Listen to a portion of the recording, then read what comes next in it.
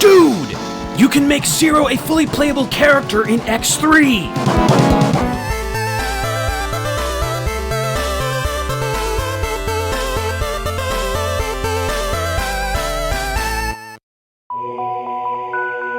So for those of you who aren't familiar, Mega Man X3 is the third game in the Mega Man X series, the darker and edgier older brother series to the classic Mega Man titles. While it may not enjoy quite the level of nostalgic popularity that often goes along with any appearance by the original Blue Bomber, it nonetheless has managed to hold on to a huge and rabid fanbase, despite a rather impressive feat of corporate mismanagement that started sometime after X5 and continues to this day.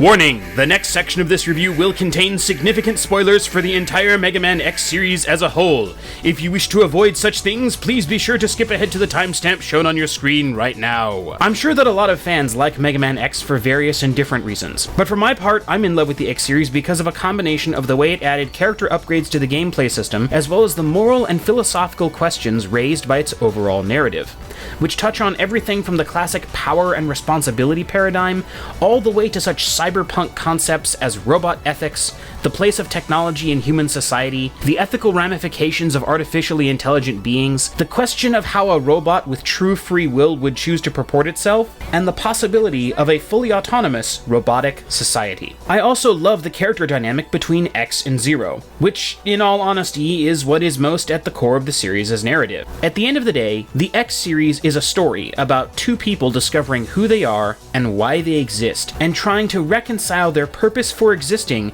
with what they wish to choose to do with their lives. Because remember, unlike human beings, robots are almost always created for a particular purpose, whereas with humans, our purpose is self-chosen. In the entire Mega Man mythos, the only robotic character who is ever created without any specific purpose is the series' main protagonist, Mega Man X. More than that, X is not bound by the laws of robotics, but is free to choose his own destiny, setting him apart from any other robot we ever encounter in the series. That's actually why he's named X. In algebra, X is the standard letter used for an unknown variable in an equation, a value that is unknown and cannot be known until the equation is solved. X can be any number in the universe, and similarly, Mega Man X can become anything he wishes to, if he so chooses. This symbolism is actually further enhanced by the way he picks up enemy weapons throughout the course of the game, essentially changing his nature to adapt to challenges by embracing his infinite potential. His various armor upgrades also symbolize this idea. X is adaptable. He can choose to become whatever he wishes, and whatever he needs to be, as long as he accepts the responsibility for his choices. The cost of his choices is a big part of X's character, and we see him constantly agonizing over the question of whether or not he has done the right thing. Now, somewhat ironically, considering that the series is named after a Mega Man character, and that I just spent a huge amount of time going into detail on said character, it is actually the deuteragonist Zero who plays the most significant role over the course of the series as a whole. This is partly because Zero's design was originally the one created by Keiji Inafune to be the new Mega Man, but when he was told that it wasn't okay to change Mega Man's appearance that much from the original, he instead repurposed the design to be the other main character who would, quote, steal all the good scenes. And boy howdy did he succeed. While X's role in the games is important, if not vital, at the end of the day, X experiences much less character growth than Zero does. Over the course of the X series, Zero played an increasingly larger and larger role in the overall narrative of the games, until eventually he ended up pretty much taking over completely, when he got his own series in the form of the Mega Man Zero series for Game Boy Advance. Zero's character is the other side of the purpose versus choice conflict that I mentioned earlier. While X is free to choose without influence, Zero was built for a purpose: to destroy Mega Man. Just as Mega Man X is Dr. Light's magnum opus, Zero is Dr. Wily's greatest creation. A robot so finely tuned for destruction that he may in fact be utterly unstoppable. Even his name references this, just like X's does. Zero's purpose is to reduce his opponent's power to nothing. The thing is, Zero doesn't know this, and if he did know it, he wouldn't want it. Zero may have been created to destroy, and he may even use those skills on a daily basis in his job as a maverick hunter, but he does so not knowing where he got those skills from, and he does so knowing that what he wants from the world is a better, brighter future, not a world reduced to rubble and chaos. It is this struggle, this challenge to both discover and to overcome his inherent nature that defines Zero as a character. He wants to be better than what he was created for, and even if he's only good at combat, he wants to know that he's fighting for a good and just cause. It is these strengths of character that make Mega Man X and Zero such interesting and moving protagonists, and it is their bond as friends and their mutual goal to find the truth together that gives this series its depth. But enough about the X series in general, let's talk about the Zero Project. The Zero Project is a mod for Mega Man X3 that introduces a large number of changes designed to more fully integrate Zero into the game's engine as a fully playable second character.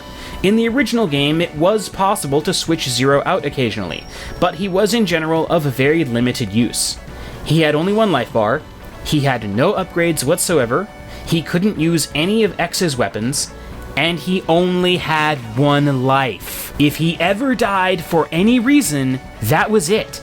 He was permanently gone for the duration of the game. More than that, he was also in general a little bit more clunky to control than X. He was larger and bulkier, which made him a bigger target. He couldn't run or dash as fast as X could, and his Z-Saber, while cool, was difficult to hit anything with. His only real use was early in the game, when his better defense and larger life bar would make him useful in plowing through some of the harder parts of the levels that X himself would have trouble surviving without a lot of very careful maneuvering. All of that has been changed or improved in the Zero Project. In this game, Zero is a fully realized alternative to X.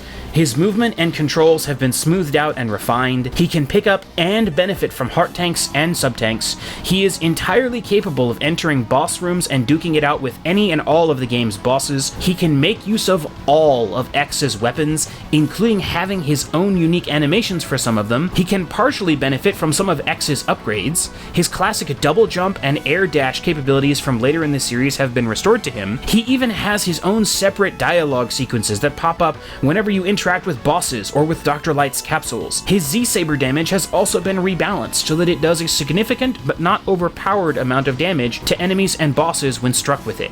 He also controls faster and more smoothly, making him much more enjoyable to play. The one slightly odd thing about his appearance here is how his style differs from X. In most of the other X games, X is the slow-moving tank of a character who goes through the games at a reasonable pace, taking his time and gunning down everyone in front of him, while Zero is the agile character who takes more damage, but controls more smoothly and gets up in the enemy's face to kill them. In this game, however, it is Zero who is the tank, and X who is the agile speedster. X's double air dash in all directions lets him positively blast through the game, while Zero's larger frame and bulk make him a somewhat bigger target. He also takes less damage than X, and should you get both the armor upgrade and the armor chip, he basically will take only one tick of damage from everything in the game except the most powerful boss attacks and Sigma himself. And yes, if you try hard enough, you can access the special Dr. Light capsule with Zero to upgrade all of his parts, and this does give him the Black Zero armor. I gotta give props to the guy who put this mod together, because he went all out with it. He even took time to try and tighten up the game in general. Just as an example, X's double shot blast now comes out quicker and more smoothly, and it travels across the screen faster, among other various upgrades and changes. There's also three separate endings in the game for you to experience, depending on who you finish the game with and whether or not Zero is still an active party member or whether he has been disabled by that one pesky mosquito boss. Yes, you can still sacrifice Zero to give X his Z-Saber, and in X's hands, it is still insanely overpowered. But if you do so, Zero won't be around for the ending, so choose wisely.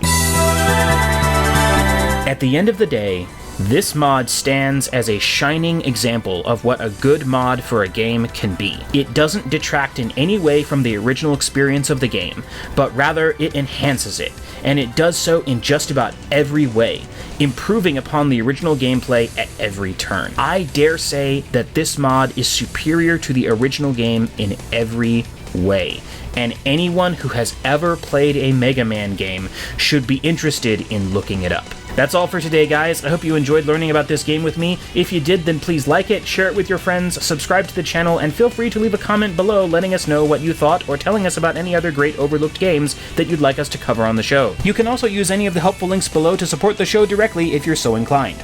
And I hope that you'll join me again soon on Forgotten Games.